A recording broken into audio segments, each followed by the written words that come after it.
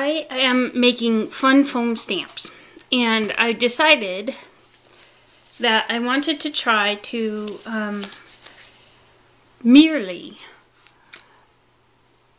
use fun foam that's been incised or in some way texturized in order to make a stamp, a repeatable image that I can use again and again. So I've been experimenting. Here is a little stamp with the words "I love you," and of course it appears backward because it needs to print. You need to create the stamp backward in order for it to print forward. And then I've got a couple of little stamps. These fun foam is sticky backed, so it comes on a paper that you peel away. And I've got several samples here, and I just wanted to show you how I go about doing that. I have a piece of tracing paper here and a piece of fun foam set aside. And I was thinking I might like to do a heart. Here I have a little series of hearts going on, but I might like to do a heart with wings. So I have a mechanical pencil with number 3 lead in it, and I would like to draw like a goofy heart. Yeah. And the wings, I don't know what I'm doing.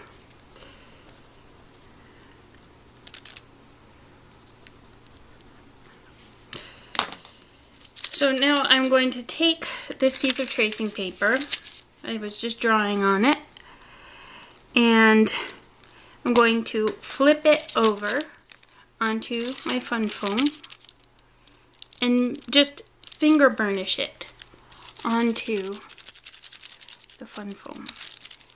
So number 3B lead is what I like to use. Just buy refills from my mechanical pencils.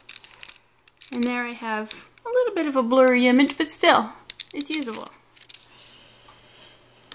So now I've got a ballpoint pen, a mechanical pencil, and I guess this would be called an awl. So I'm going to use the awl first because it's the tiniest, most narrow thing I've got. And I'm just going to trace the pencil mark on the fun foam, sort of incise. I'm going to incise and trace at the same time. And I kind of like this little double marking that I did, so I'm going to put that in. And I think I might really like to have some straight lines in that area, so I'm just going to put some straight lines there. And I want them to cross over sometimes. Why not? I can. So now I'm going to do the wings. And again with this same tool. This tool I found, I think I bought this at Houston. At, there's that tool shop. They have a lot of Pakistani made, like tweezers and hemostats.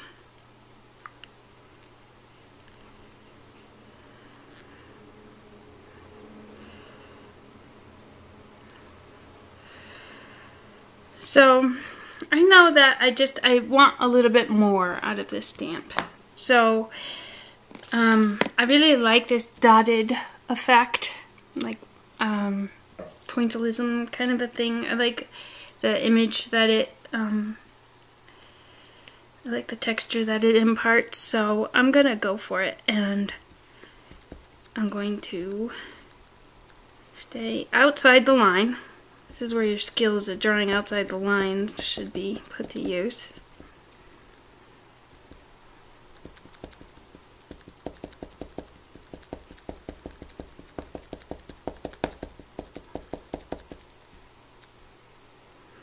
And I really do want to, oops, pencil came out. I really do want to go go right up to my incise marks, not over. And I don't want to leave any space. I've done a few of these now, and I know my preferences. But, you know, I mean, as you create your stamp, as you incise your stamp and make marks in the fun foam, you can go ahead and use a stamp pad and test your stamp out as you go, so that you can see, rather than making a full-on commitment and regretting later on. You can do it by steps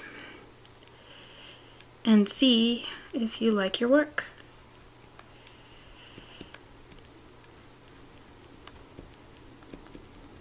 So you can't see it on the table, but I do have a piece of acetate on the table, and I'm going to peel the sticky back protective paper off, place it on acetate. My friend Pat introduced me to using acetate, and I'm not 100% sold, but I do see the value of it. It's easily stored, and if you journal, you can print down into the gutter of the book. So I'm going to go ahead and just do a trial sample of my stamp. I'm going to use red, and I've got my notebook where I keep notes about what I'm doing creatively. So I know that I'm not finished, but I just want to show you how to go about checking out your stamp.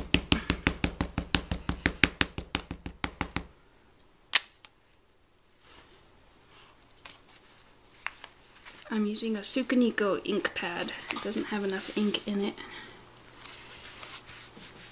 But you can also use acrylic paint if you apply the paint carefully. Oh, I kind of like that. I like those lines. I like the wings. Okay, but I need more of the pointillist dots. And I knew that I would. So I'm just going to keep on doing this until I feel I have a good smattering of dots. I want the dots to be light on one side and deep and heavy on the other. Now I have a pen here, and this ballpoint pen, the pen is much thicker than the lead, so I'm going to use the pen. I've used these tools so often that they push against me and don't want to be fully extended. I guess the springs are broken.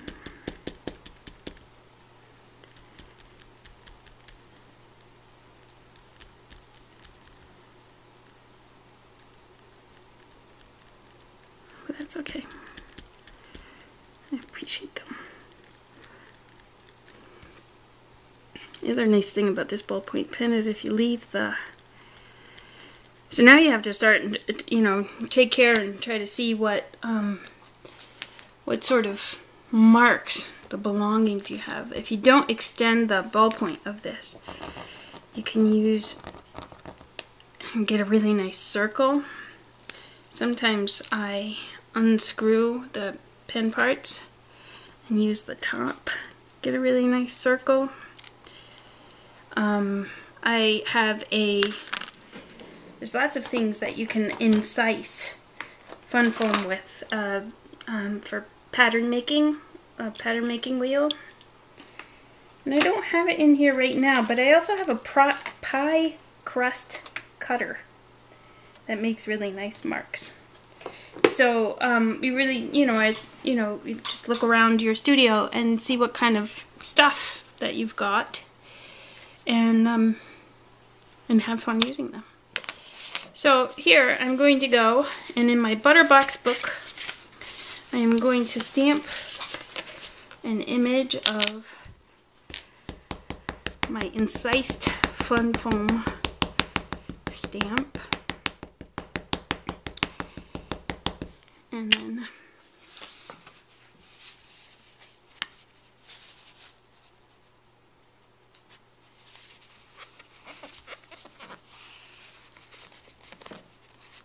and lift it up. And this is the other thing, if that Pat really likes, Pat Ganet, she likes pushing the stamp down and peeking to see if she got a good inking.